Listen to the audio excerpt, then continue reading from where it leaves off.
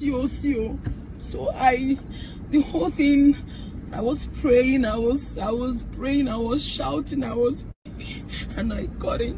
I used to say, God, please, help me. I know some of you must have read the caption and you have so many questions, so you want to know what is happening in today's video. I'm not going to say much in today's video because Etiko has made a very long video where she's explaining what her colleagues did to her that made her to almost pass on. You would have been writing R.I.P today in Etiko's pictures, but God saved her. God saved her using the man of God, Pastor Jerry Eze, using his prayer platform NSPPD. She was sharing this testimony in NSPPD, but now fans are dragging her that she's attributing everything to her colleague. Etiko was unable to move, walk, or even talk for about 2 weeks until she came in contact with Pastor Jerry's prayers, and she's free now. Watch the video till the end. I'm not going to talk because the video is extremely long. She's going to explain everything that happened to her. You see this thing called entertainment industry. It's something that people need to pray about because so many things happen there that we don't know. Now she talked about her colleagues and she has caught many of her colleagues out.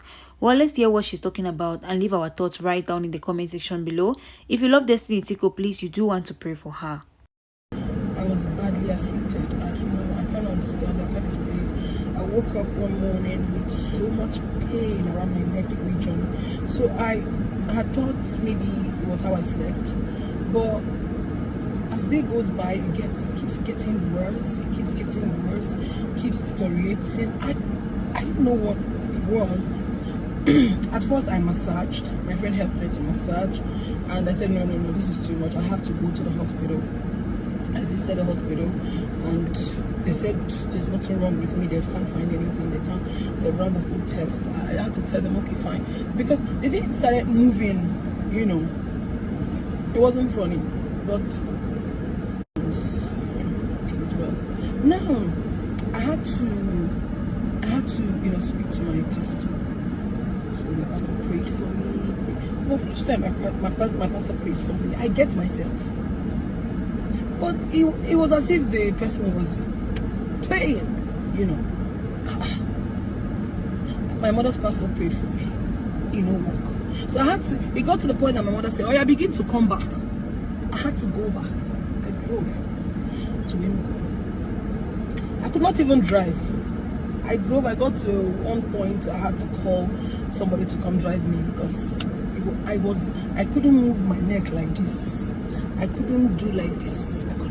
But because I'm a strong person, I was managing using it to do few jobs that people might think I'm fine, but only few friends that are close to me knew what went wrong.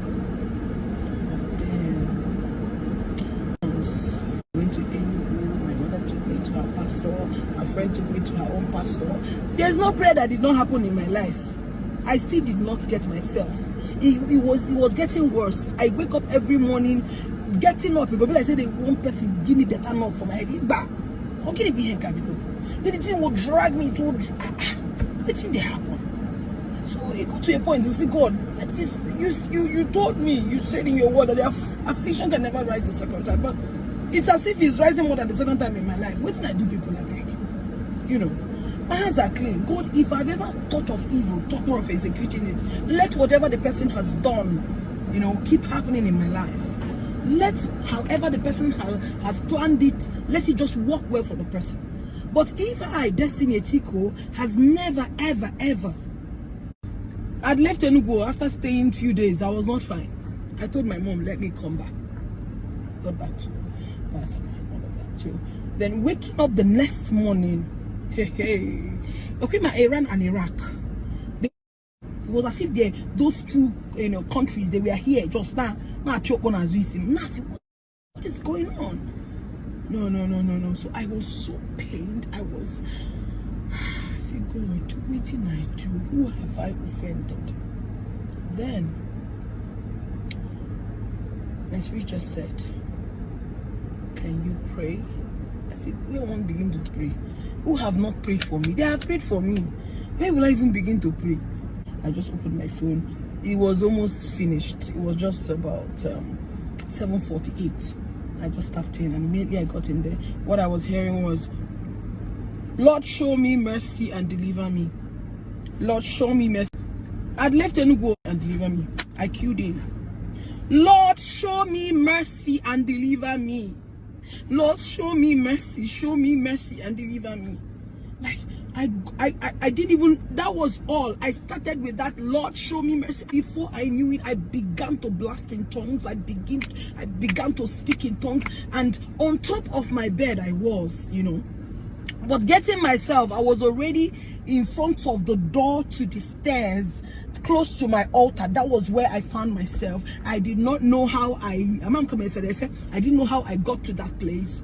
And getting up, as in getting up from where I went, because I really went far. I was blasting in tongue. I was, Jesus Christ. By the time I got up, I realized that the neck that was very static, like that was like I was like a statue, you know. I couldn't do this, I couldn't deliver me. I couldn't do this, I couldn't do this. Then the thing now was now moving from my neck region down to my back. Yeah, and I got him now. As he was moving around my body, I could tell that this is not normal. But because my mother has BP and I had lost my father, I do not want to, you know, every small thing I'll begin to tell my mom, see. Because I want that woman to be alive to carry my children. I want to feel that love. So I don't always call her to say, Mommy, see you. So the whole thing, I was praying, I was praying, I was shouting, and I got it. I used to say, God, please, you know, help me with this ulcer. It's been over the years. I could do like this. I was jumping up. Hey, God, I beg you. If you were in my house that day, if anyone in my house that day, I was just alone, the person must come up and say, what be the problem? What be the problem? Because I was shouting.